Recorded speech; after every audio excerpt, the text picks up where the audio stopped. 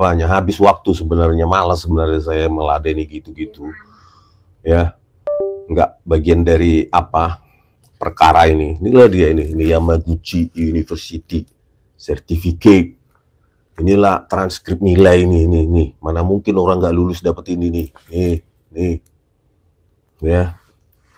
Bisa nggak kalian baca itu tuh terbalik ya, gimana sih bacanya itu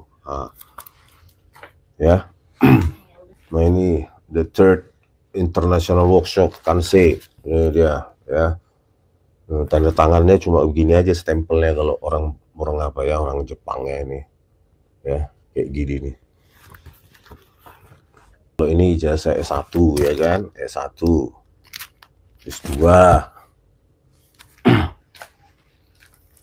terus ini S2, S3 dalam bahasa Jepang. Ini juga nih. Kok banyak banget ini termul ini ya, aduh, para ternak Mulyono ini ya. Kenapa kalian suka menghina ya? Padahal apa yang saya perjuangkan ini untuk bersama loh. Kenapa kalian sadis sekali pada kami ya? Kenapa kalian? Kami kan berjuang tanpa kalian bayar. Kami sendiri, biaya sendiri, pontang panting ya. Kenapa kalian kejam sekali begitu ya? Coba kalian lihat ya, Jokowi yang ketakutan itu, wajahnya itu coba kalian lihat tuh. Ya kan? Ketakutan. Karena apa? Karena dia mantan presiden atau presiden 2 periode yang nggak berani menunjukkan ijazahnya gitu loh. Aku harus bersaksi. Moga-moga Jokowi dengar ini omongan ini. Aku nggak terbayang Jokowi, bagaimana tulusnya aku bantu kau. Bagaimana polosnya aku membantu kau. Temanmu bertukar pikiran. Temanmu mencari jalan keluar di awal-awal pemerintahanmu. Tega kau bohongin aku. Assalamualaikum warahmatullahi wabarakatuh. Kembali lagi di channel Prayoga Muhammad. Ya teman-teman semua, ini menarik nih. Karena akhir-akhir ini ada ya salah satu YouTuber yang mengatakan bahwasanya ijazah dari Bang Rismon itu palsu, yang dimana beliau kuliah di Jepang katanya ya. Nah, tidak butuh waktu lama, Bang Rismon langsung menunjukkan bahwasanya beliau punya ijazah dan ada ijazah dari Fakultas Teknik Universitas Yamaguchi. Ya, nanti kita akan lihat ya videonya, dan itu dari Jepang. Nah, sebenarnya yang seperti inilah yang ditunggu oleh rakyat terhadap Pak Jokowi gitu. Ketika ada seseorang yang mengatakan bahwasanya ijazahnya palsu, Pak Jokowi harusnya segera membuka dan memperlihatkan kepada publik bahwasanya beliau punya ijazah. Dan masalah pun selesai gitu dengan mudah dan gampang. Apalagi beliau kan pejabat publik ya, mantan presiden 10 tahun dan sekarang masih menjabat di Danantara gitu. Jadi wajar saja sih kalau rakyat meminta ijazah dari Pak Jokowi, dan wajar juga kalau Pak Jokowi memperlihatkan gitu loh. Ya teman-teman semua, semoga soal ijazah ini segera selesai ya, karena sudah ditangani juga oleh kepolisian, Bareskrim ya, walaupun banyak juga netizen yang sepertinya kurang percaya gitu. Tapi ya sudahlah ya.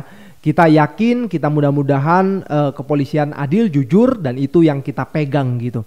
Oke teman-teman semua, langsung saja kita lihat ke videonya. Memangnya Joko Widodo nggak berani, ya kan? Kalau ini ijazah S1 ya kan, S1, S2, terus ini S2, S3 dalam bahasa Jepang. Ini juga nih. Jadi semua tempel basah ya. Salah rakyat sendiri sih ya, nggak mau menuntut. Terlalu sering rakyat itu diam, tuh akhirnya diinjak-injak kita. Jadi apapun kan, kalau nggak ada pengawasan civil society kan, semua lembaga negara ini suka-sukanya ya. Oke, banyak sekali sih buzzer di sini ya. Mungkin cari makan. Ya itulah ya. Ada lembar pengesahan skripsi untuk dosen penguji. Bingung saya. Ya, waktu kita tanyakan 15 April aja kepada wakil rektor itu aja bilang nggak ada lembar pengesahan penguji skripsi. Kok tiba-tiba Yakub Hasibuan mengatakan ada gitu loh. Dari mana itu? Kan begitu. Ya. Padahal wakil rektornya aja mengatakan tidak ada gitu loh. Makanya video rilis video pertemuan itu nggak berani ya UGM sampai sekarang ya. Parah ya. Ketakutan. Coba kalian lihat ya, Jokowi yang ketakutan itu, wajahnya itu coba kalian lihat tuh. Ya kan? Ketakutan. Karena apa? Karena dia mantan presiden atau presiden 2 periode yang nggak berani menunjukkan ijazahnya gitu loh. Ya kan? Kalau Jokowi nggak presiden, nggak pernah presiden, ngapain kita capek-capek menuntut dia nunjukkan ijazahnya? Ya, nggak usah capek-capek, nggak penting gitu loh. Saya geli melihat para pendukung ijazah mulai melakukan framing terhadap Rismon CS ya. Ya, khususnya Rismon dan Dr. Tifa. Ini Dr. Rismon katanya ijazah S3-nya palsu, kemudian Dr. Tifa juga katanya palsu.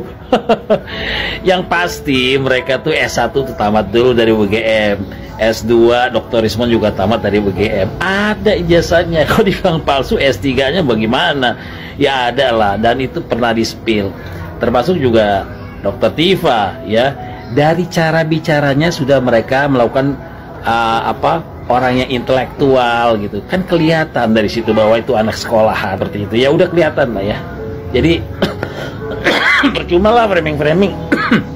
Citranya juga udah mulai hancur. Untuk di framing lagi masyarakat juga udah nggak percaya. Sampai kapanpun masyarakat udah nggak percaya. Lucu ya gitu. Janggal nggak ini Pak? Sangat janggal. Jadi satu itu ya. Terus yang kedua adalah kan itu pelapornya ada jelas. Dan dahsyatnya lagi Pak Janes, kalau kita baca ini ya, kita nggak bicara isinya ya. Iya. Dan saya bukan orang hukum ya. Ngeri kali ini. Ada melanggar pasal-pasal berapa tuh? 1, 2, 3, 4, 5, 6 itu. Hukuman mati. Jangan dong.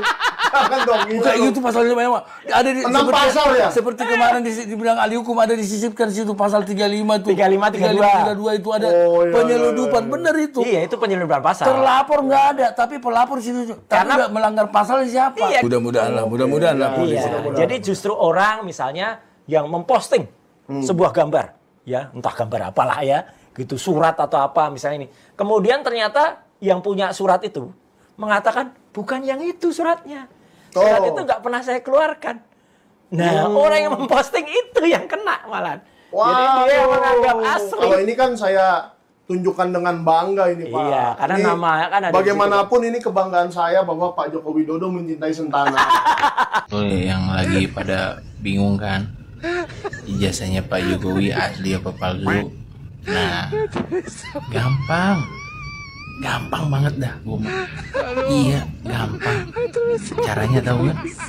Caranya amati omongan. Kalau dia bilang A, berarti di hati dia B. Kalau dia bilang maju, berarti dia mau mundur. Dia bilang mundur, berarti dia mau maju. Kalau dia bilang putih, berarti hitam. Kalau dia bilang hitam, berarti putih. Nah kemarin dia bilang apa? Asli kan? Berarti lu tahu jawabannya apa?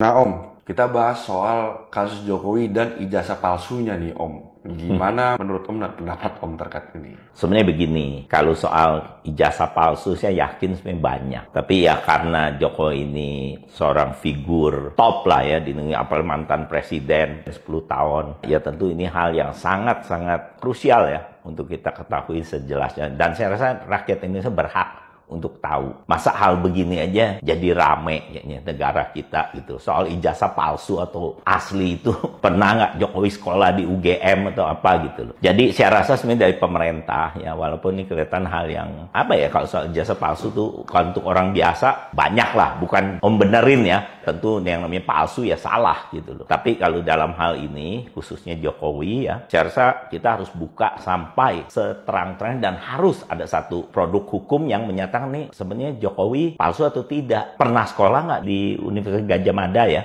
Dan saya rasa itu hal yang simple loh. Kita hal yang simple dibikin jadi kayak rumit di negara kita. Sayang ya, energi bangsa ini, rakyat kita ini. Ya saya rasa di sini perlu kearifan dari pemerintah dan khususnya juga dari Pak Jokowi sendiri. Saya terus terang dulu pengagum Pak Jokowi ya. Tapi ya fair aja kalau hari ini saya rasa Jokowi banyak membuat kesalahan yang fatal, kegaduhan ya. Tapi sebagai manusia, kalau kita mau lihat sebagai manusia ya biasalah bikin kesalahan. Tapi saya rasa dia kan seorang presiden 10 tahun ya. Saya rasa dia disinilah harus keluar jiwa besarnya, mudah-mudahannya. Artinya dia bisa menenangkan, mengakuin. Kalau emang palsu ya bilangnya palsu, ya dong. Tapi kalau dia memang asli, buktikan kan gampang. Panggil teman-teman sekolahnya yang dulu, ini tahun ini kan pasti ada. Ya saya kalau ini hari dibilang, Pak, Bapak ijazah palsu, ya gampang sekali saya buktikan asli atau palsu. Teman-teman sekolah banyak gitu. Kenapa hal ini nggak dilakukan gitu secara terang-terangan supaya kegaduhan ini lewat gitu. Saya sih soal ijazah palsu itu ya yang saya mau komentarin ya. Dan kasihan pemerintah kita, Pak Prabowo, dipusingin hal begini gitu. Ya kecuali kita emang ini sengaja pengalihan isu. Kita kan sering dengar, wah di negara kita ini banyak pengalihan isu. Tapi yang dirugikan menurut saya pemerintah yang sedang berkuasa sekarang ya. Pemerintahan Pak Prabowo ini sangat dirugikan dengan kejadian ini gitu. Jadi saya rasa ya dari pemerintah harus tegas dan mudah-mudahan ada jiwa besar dari Jokowi yang ngaku aja. Kalau memang itu, ya saya dulu yang nggak terpikir. Ya mungkin kesalahan, ya saya rasa wajar, rakyat malah bisa lebih terima. Emang palsu misalnya gitu. Atau memang saya nggak pernah sekolah, atau memang pernah, buktikan gitu loh. Udah kan beres. Itulah pendapat saya kalau soal ijazah palsu. Terima kasih. Katanya datang dari rakyat. Keluar masuk gorong-gorong, rumahnya di pinggir kali digusur. Pakaiannya sederhana, gesturnya ndeso. Simbol kesederhanaan yang dipoles rapi. Tapi siapa sangka 10 tahun kemudian negeri ini jadi panggung dinasti. Namanya Mulyono. Bukan raja secara resmi, tapi tingkahnya seperti raja Jawa. Semua harus manut, semua harus hormat. Mulyono ini kan memang ajaib ya. Di tangannya demokrasi ini bukan lagi alat rakyat, tapi mainan keluarga. MK diatur, aturan dirubah, hukum ya ditekuk. Pokoknya semua tunduk asal demi si buah hati. Bahkan saat kuliah ke luar negeri, si anak ada yang fasilitasi jet pribadi dan dilayani negara. Rakyatnya bayar pajak aja, jangan banyak tanya. Dulu katanya tidak akan bagi-bagi jabatan, tapi kini kekuasaan seperti sembako, dibagi ke kolega, buzzer, dan orang-orang yang siap membisu. Nah, soal utang, jangan tanya juga. Dari 2.000 triliun jadi 8.000. Tapi tenang, katanya untuk masa depan. Masa depan siapa? Ya entah. Yang jelas bukan buat kalian, apalagi anak-anakmu. Alam ini dirusak. Tambang dibagi ke ormas. Hutan digunduli. Pasir laut dijual. Tapi jangan khawatir. Semua dibungkus pencitraan manis, blusukan, senyum, dan kata-kata ndeso ya. Sementara rakyat disuruh hemat, pejabat pesta proyek. Begitu banyak aturan dibuat, tapi tak satu pun untuk melindungi buruh, petani, atau nelayan. Semua demi investor, semua demi citra, semua demi keluarga. Kini saat panggungnya ditutup, Mulyono ini meninggalkan warisan dinasti, utang, kebohongan, dan ilusi bahwa semua ini demi rakyat.